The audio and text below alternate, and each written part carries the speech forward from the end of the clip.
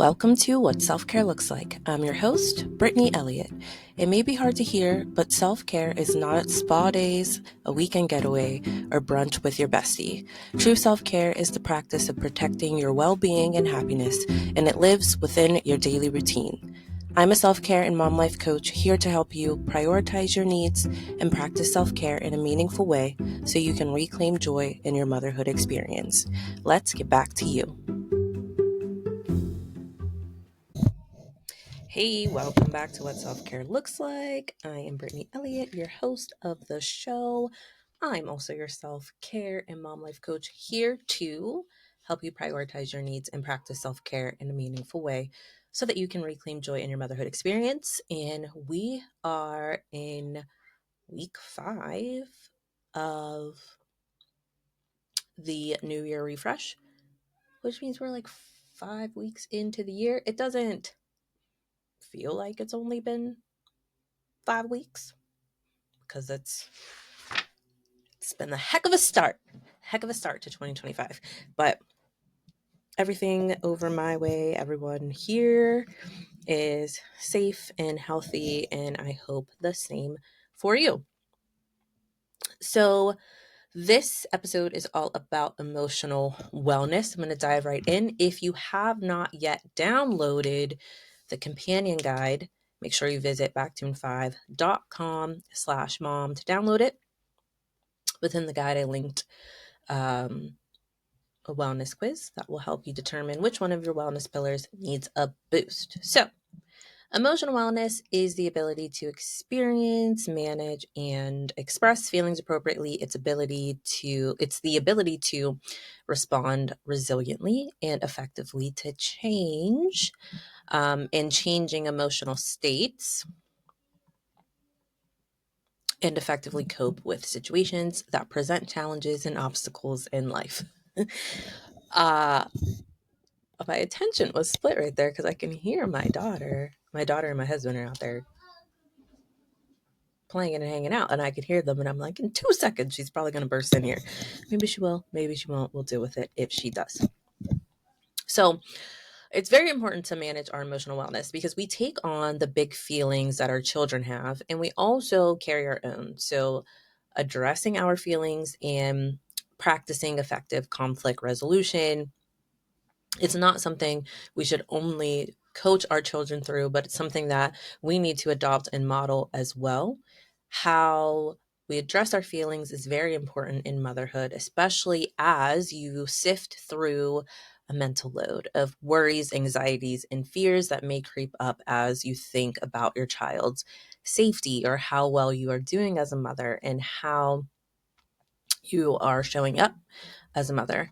You never know when something may trigger you. So keeping a few simple activities in your back pocket can help you manage your emotional wellness as needed or as a regular part of your self-care routine. So before we get into the prompts that are on page 9, I'm going to talk about a few emotional wellness activities. So journaling.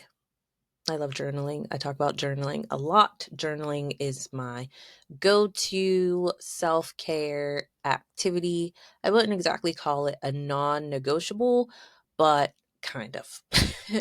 If I'm not journaling in a formal way, as in like sitting down, pen to paper, and journaling that way, I am writing notes. Like putting notes in my phone. I'll send myself an email of my thoughts. I'm always very intentional about doing a brain dump. So having a place to dump your thoughts, organize them, and get to the source of them is very important, especially when you have thoughts that are throwing you out of alignment or you have doubtful thoughts, thoughts of guilt, shame, things like that.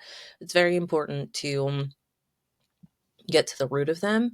And then as you're working through emotions that we tend to deem more negative, it'll create a habit of you diving into your happy thoughts as well. So in the daily journal that I created, I talk about I ask prompts about what was good about your day, what was bad about your day, what would you like to do better, what would you like to have more of, so that it's a more holistic approach to what's going on.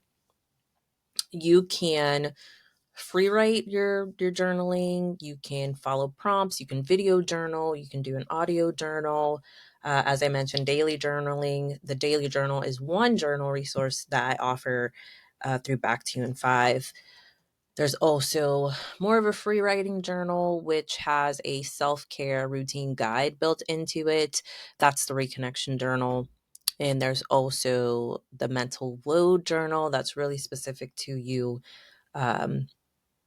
really debriefing and unloading your mental load and organizing it. And then there's also the vision board journal, which I call it a journal because there are prompts in it, but there's also images and clip art and quotes for you to actually build your vision board from. So you can check that out at backtune5.com/journal. Scrolling through my notes because I'm going through them out of order. That's okay. Another activity is therapy. So therapy is a great emotional wellness activity because we can't always organize our emotional clutter on our own. So there is absolutely nothing wrong with seeing a therapist. If you are not ready for one-on-one therapy, you can find a mental health practitioner who offers group therapy and workshops, things like that. I understand that therapy is not really a daily activity that you can do. You may not be able to have regular touch points with your therapist. You may be having a hard time getting in with a therapist right now. I completely understand that. Do the work, get on a list, and in the meantime, it's important to do things at home like, journaling and taking time for yourself, making space for yourself, so that once you can get in with a therapist, you have some of the groundwork started and you can tell them a little bit more about what's been going on with you. You can also go see a therapist for like a mental check-in, kind of what we do for just a wellness check for your physical wellness. You can do a mental wellness check or emotional wellness check with a mental health practitioner once you get in. So keep that in mind as well. Another activity is listening to music. So according to livingwell.org, research suggests that music can stimulate the body's natural feel-good chemicals like endorphins and oxytocin. It can help energize your mood and provide an outlet for you to take control of your feelings. Music can even help us work through problems in our lives. So reconnect with a song from your past or find a new one that moves you, energizes you, makes you feel good, makes you feel like you are in a place where you can feel grounded and be able to communicate. Aromatherapy, it's another activity. So some scents can increase your mood and reduce stress. Rosemary, lavender, peppermint, lemon, and bergamot may reduce blood pressure, calm your nervous system, and improve your mood. I use an aromatherapy diffuser in my office at work. I usually have, most often it's lavender in it. Sometimes I'll put eucalyptus, but if I needed a kick for productivity, I would definitely use like something citrusy or orange. A lot of times when I go to sleep, I put eucalyptus in it's like more of an oil burner. I use that.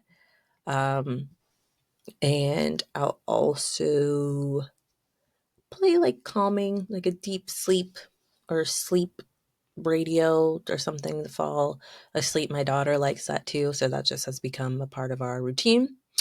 For a calming aromatherapy shower, you can add shower steamers or their aromatherapy discs. You can order them through Amazon. They may even sell them in the stores. They're just small discs that dissolve in the steam of the shower. They are really, really nice. They don't, like, if you don't use them properly, if you shouldn't put them directly under the water, or they just dissolve super quickly. But if you can find that sweet spot in your shower, it just creates a really nice, just aroma filled steam, and it just is really relaxing. To me, it felt like I was in a spa. I love to decompress in the shower. So to add any other additional elements to my showers to increase the relaxation, I'm all about it.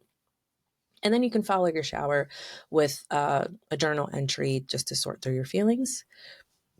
The last activity, that I want to talk about for emotional wellness is to unplug, specifically unplug from social media and technology, just to simply be present.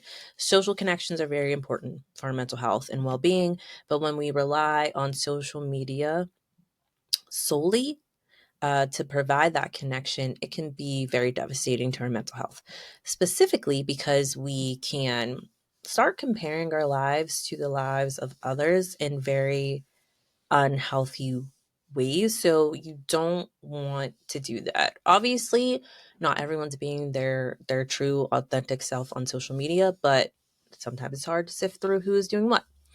So try to unplug. Be mindful when you wake up in the morning. Try not to just jump right on to doom scrolling. Try to hold off for as long as you can on checking emails for work, just so that you can connect with yourself before you start your day. So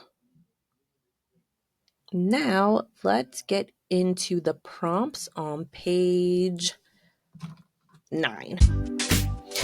If you're looking for a supportive village of like-minded women to go through motherhood with, Reconnect is the membership for you. It's not just coaching and workshops, it's community. It's your roadmap to a life where your needs matter, your well-being thrives, and your joy is front and center. Whether you're just starting to explore self-care or you're ready for deeper support, there's a membership level to meet your needs. Visit back2and5.com to get started. Okay, prompt 1. What outlet do you use to express your feelings? So think about what you do now and how you express your feelings, good and bad, if you have a method. If not, you want to write that down. What strategies do you use to manage your emotions, if any? Whether you feel like they are long-term healthy or unhealthy, just put down what you actually do. And how can you actively prioritize your emotional wellness? And I do want to mention that one thing that is often tied to our emotional wellness, or really has an emotional tie to it, I will say, is our financial wellness. I don't talk about financial wellness as one of the base pillars, but financial wellness is important. Financial wellness is a necessity, having our finances in order for future spending, current spending. I mean, we live in a capitalistic society. We need money. Money is an exchange. It's how we survive and make purchases. So it's important. So if you happen to be someone who's a super emotional spender, it's really time to work on that. And what's the book? She's actually a guest for next season. Dr. Darla Bishop wrote this book, How to Afford Everything. You can get it, order it through Amazon. And as far as personal finance books go, I really like this because she just basically talks straight. She's just very direct about our finances and how it impacts us. And she talks about the perspective of, if you're someone who happened to not grow up with much and you may have some financial trauma and financial anxieties, this is a really good book that talks through that. There's a lot of charts, resources, trackers, all types of stuff that you can use from here. And what I like is that it's an easy read for you to just go through where you are right now. So if you're just trying to work on paying off debt, you can just read through that part of the book. Also, Get Good with Money is a good book. Tiffany Aliche wrote that. I read that one a couple years ago. It's really good. I'm personally on a financial wellness journey, really focusing in on financial forecasting, not impulse spending. I've been doing that for the past maybe 3 months, and just by thinking about money more, I'm spending less of it. So that's helping me. But you don't have to be on a financial wellness journey right now. I'm just letting you know that there are definitely emotional ties to money. And if money is strongly bringing down your emotional wellness, it's probably time to focus in on that. Look at your spending habits, and really pinpoint where your money is going, what you can do to generate more money, and things like that. So that's all I have for you this week on emotional wellness. If you have any questions, I am here. DM me on Instagram at Back to You in 5. Email me, Brittany at backtoyouin5.com. Leave a comment, and I appreciate your support. I'm so happy that you're here. And until next time, I'll talk to you very soon. Bye. Thanks for listening to this episode. I hope you learned at least one thing you can implement into your daily routine. To connect with me, follow at Back to You in 5 on Instagram. If you're feeling generous, share this episode with a mom you know and subscribe to the show. I appreciate your support. Remember, motherhood is a journey, not a destination. Grow through it and enjoy the view.